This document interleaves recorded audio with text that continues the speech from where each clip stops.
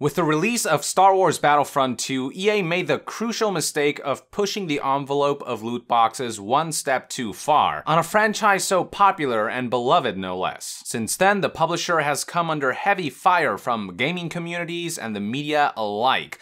But more importantly, government officials around the world were motivated to conduct their own investigations. Leading the charge in the battle against loot boxes is Hawaii State Legislator Chris Lee, who very bluntly called out Battlefront 2 as a Star Wars-themed casino designed to lure kids into spending money, which is a pretty apt description.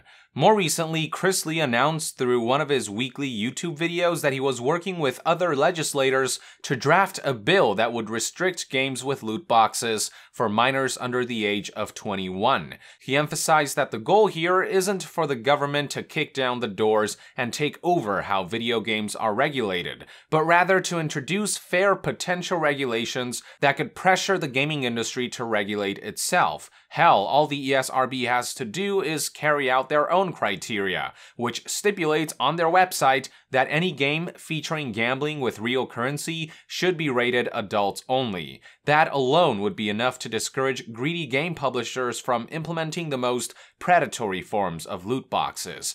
But with companies like EA being able to lobby the ESRB's parent organization, the ESA, with their vast sums of money, they have free reign over being able to steer the course of the gaming industry in a direction that suits their own interest by having the ESRB say bullshit statements about how loot boxes are not gambling. Which is why Chris Lee's crusade is an important one. If he can push his bill through enough to scare off game publishers who are becoming over-dependent on exploitative microtransactions, the gaming industry might finally decide to take the issue of loot boxes seriously, the government might finally be able to back off, and gamers may be able to look forward to games whose potential aren't marred by greedy antics. Fortunately, Chris Lee has seemingly made a lot of progress over the past few weeks. During all this time, he's apparently been calling legislators and congressmen from other states in hopes to present the issue and appeal to them to take action. In his most recently uploaded video,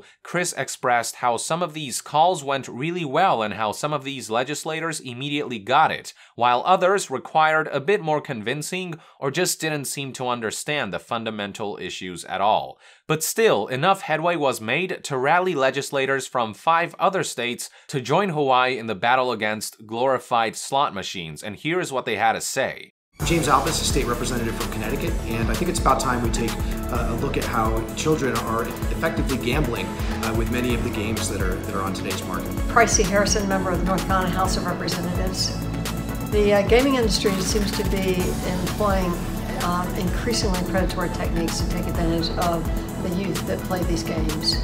It seems that there's a role for state legislators to step in and add some regulations to protect the consumers. Here in the Minnesota legislature, we will be working with our peers around the country to try to protect families from gambling included in video games. It's a concern that I've heard voiced by parents.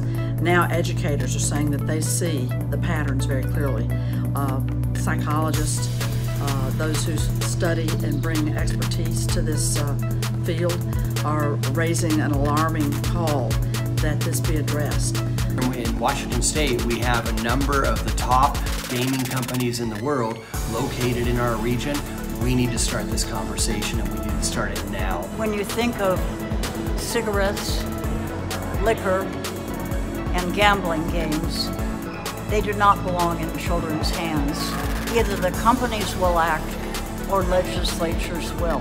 That last bit from the Hawaiian legislator is a very important point. Either the companies will act or legislators will. I've heard a lot of people express concerns that it could be very bad for the gaming industry if government were to step in and control how it's run. And look, I hear you, but the gaming industry has a choice right now. They can either back off with their insidious bullshit, or they can face the brunt of government intervention. It's very much up to them to do the right thing. If game publishers or self-governing bodies of the gaming industry like the ESA and the ESRB continue to remain stubborn about ignoring the harmful nature of loot boxes and aren't willing to prioritize being responsible over the potential of earning loads of cash, then what other choice is there really? The government has let the gaming industry regulate itself for a while now, but by letting harmful elements in gaming go unchecked, the gaming industry is practically asking for government oversight. Now, there is still time for the gaming industry to take care of itself before they give the government enough ammo to bust the doors down. So the questions we have to ask ourselves are,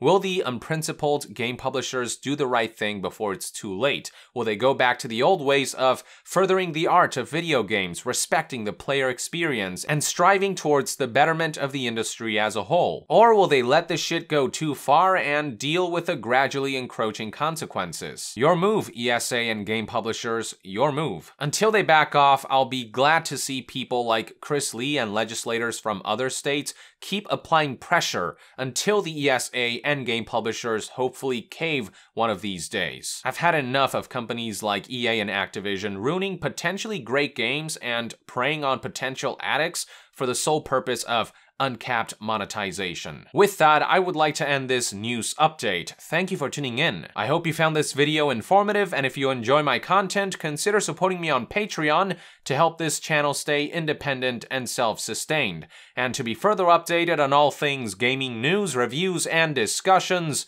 stay tuned right here on Young Yeah. I'll see you guys next time. Young out.